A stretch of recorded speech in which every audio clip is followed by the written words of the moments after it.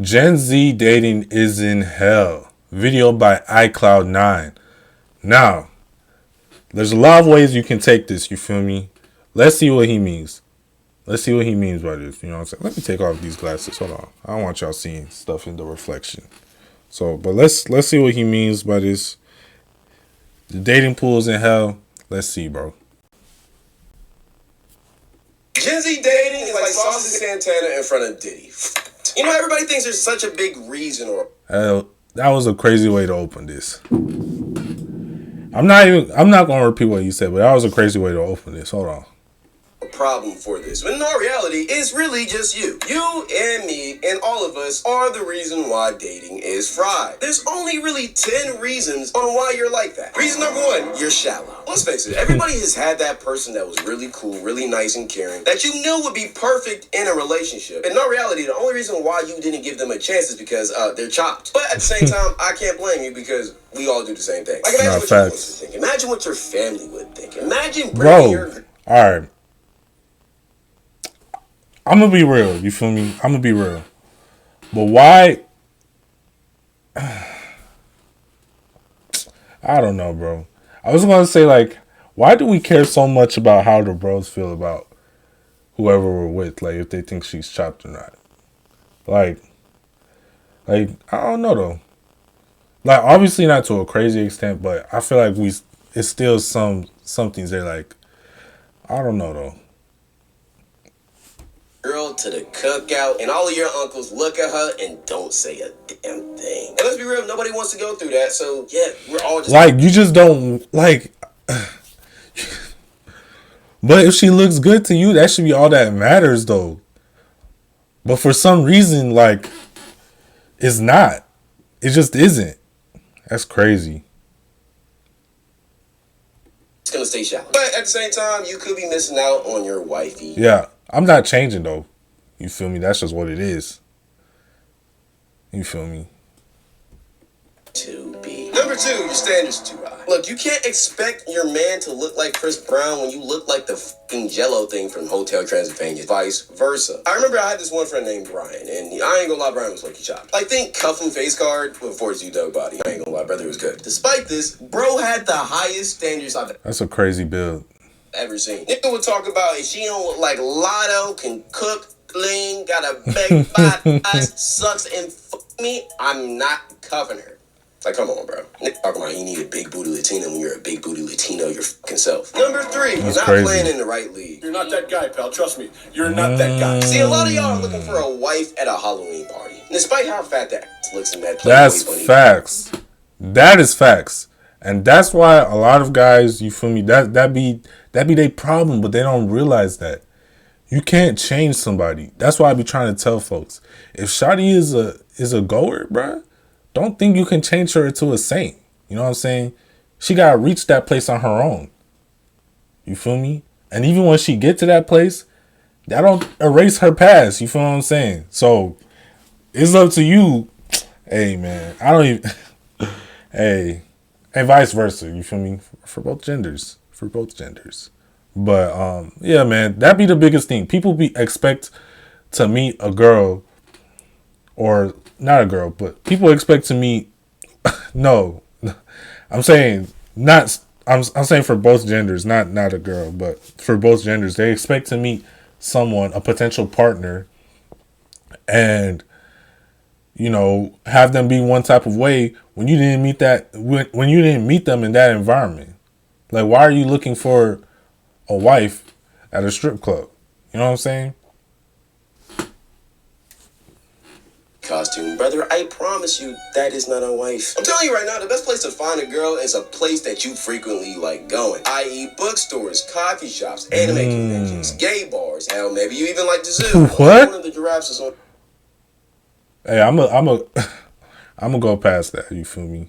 The same type of time and you are. Hey, he told us what's up though. You feel me? So now we'll forever know. Or you're weird. Nobody likes a weirdo, especially if you're creepy. Just because you have a big doesn't mean every single girl wants to see it. But ladies, if you got a fat ass, my DMs are open. I promise you, if you do it, I would never think you're weird. But the thing about weird people is that you can never really truly expect who is a weirdo and who isn't. That's I know this facts. guy who's 6'7", D1 football player. Doesn't even look bad. I mean, he's 6'7" and he plays football. He doesn't really, looks don't matter at that point. But every single girl he tries to talk to says he's one of the weirdest people they've ever talked to. Apparently they say he has a foot fetish or whatever, and he'd be asking for toe pics and shit. And apparently he gets screenshotted a lot, which is a horrible thing for your PRs. That is crazy. You fumbling hard. Nah, being weird is... You can't be weird, bro. You can't be weird. I agree. At least weird like that. That's weird. Especially as a D1 athlete. That's crazy. So yeah, don't be a weirdo, because even if you are... Bro, you just have to have self-control, bro. Self-control is very important for everybody, bro. You gotta have self-control. You know what I'm saying? Have self-control. Turn this down.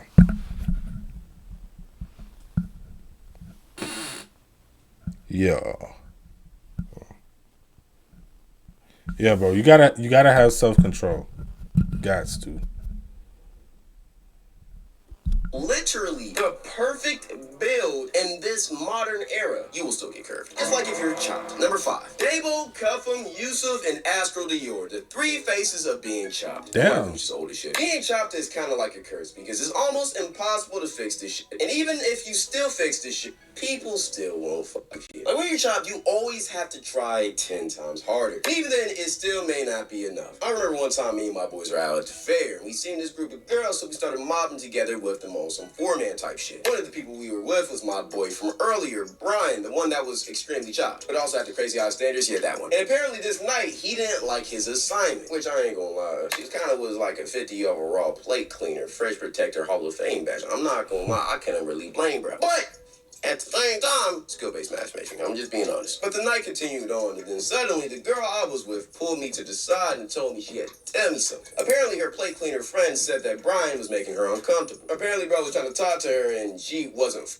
with it, which is insane when the plate cleaner is saying that shit. But regardless, she wasn't with it, and she wanted to leave. And when they did end up leaving, Brian started asking everybody, yo, what was going on? And honestly, nobody had the heart to tell him, but yeah, if y'all don't know me, I keep it real, and I'm a dickhead. I simply put my hand on bro's shoulder and just told him what happened. And of course, to his response, he went on that bitch train, talking about how she should start liking some treadmills and how she would be a great contestant for my 600 pound length. And honestly, we kind of all seen through this shit. Word of advice, if you are chopped, either grow out your hair, get some facial hair, or just become funny, or just get rich. One of those will work, hopefully. Number 6, you're a hoe. Everyone has had a hoe phase, whether you was out there crushing a lot of people or just talking to a lot of people. It's just a canon event in life. You should stop being so judgmental. Here's the thing, though. For some people, it's a phase of their life. For other people, it is their life. And for those type of people, usually they end up being those auntie and uncles that are super freaked out and never find a wife or husband. And let's keep it a beam. Nobody wants to end up like that. But here's the thing with hoes. See, they don't struggle with getting in a relationship. That's the easy part. They just struggle with keeping them. Because these cheaters always find a way to sabotage their relationships. Either they get tired of being loyal, so they cheat. Or they just get extremely toxic as an excuse to cheat. I'm just making it clear, men and women are hoes. Yep. If you think I'm just referring to one gender, you're stupid. But I will say, I did know this one girl who had a loving and caring boyfriend, but for whatever reason, always cheated on him. I remember one time she said it was because she was quote-unquote just bored, and it really just made me realize that people who cheat just think completely differently. Because if I'm bored, It's a cold world, bro. It's a cold world. the first thing I'm finna do is go play the game or work on the video. But for you to get bored and want to go cheat, you just have to have a different type of mindset. One time me and her was hanging out and she was complaining about her boyfriend. And honestly just nitpicking about little things he does that just makes But why were you hanging out with her, though? She cheated with you, bro? This question.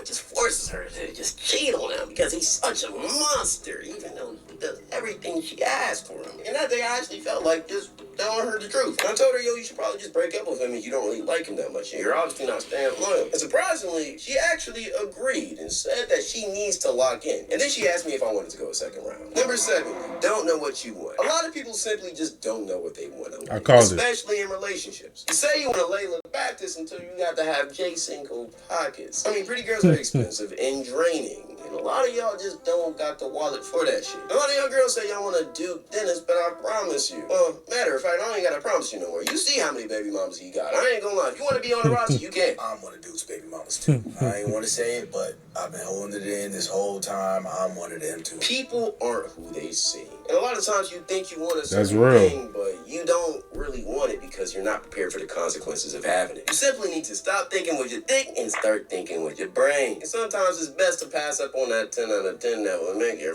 net spin and get you a good 7 out of 10 that would actually fulfill your soul. And I'm saying that, yeah, I don't follow my own advice. I'm not gonna lie, that's why I'm single. Number 8, you can't face rejection. Everybody, and I truly mean everybody, gets rejected. Nah, that's facts. Everybody gets rejected, bro. It's a part of life. And at the end of the day, bro, you just gotta be able to take it to the chin. You feel me? Don't let that stop you. No, what I'm saying is don't let that stop you from trying again on somebody else. You feel me? This is a bunch of double entendres. Nah, but I'm saying, like, don't let that make you to quit at life, at pursuing what it is that you want. You feel me? You guys know what I mean. Stop making this weird. Yeah, so, but it's a part of life, bro. Everybody faces rejection, you feel me? You just gotta keep on going, bro. Is why it's so weird. Why we make fun of it. I mean, people will clown that get curved when in all reality, shit, at least. Well, okay. About that, I will say you gotta be smart, bro. You gotta be smart. Don't, I mean, if you got, I would say if you got a good chance of getting rejected, if you don't know how things are gonna go, I wouldn't do it in front of hella folks, in front of a bunch of people. I wouldn't, personally.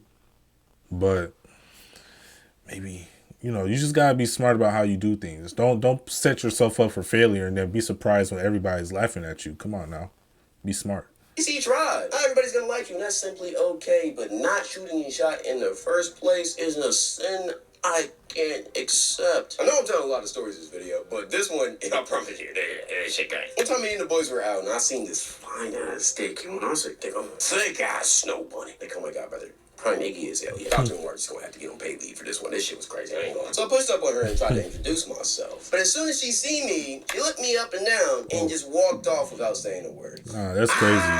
By far the worst curve I've ever gotten in my life. That shit hurt. I'm gonna be honest. Mind you, this shit was in front of all my boys too, and they seen this shit, bro. Oh my, it was bad. It was so bad that after I did the little walk of shame back to the group, nobody even said a word. It was complete silence for the next 2 minutes. Until this day, we still haven't talked about the situation. And simply, some people dust themselves off after they get rejected, but others jerk. Those some real homies though. You feel me? They ain't clown you for it. You feel me?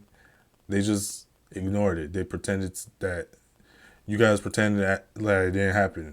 So those some good homies right there.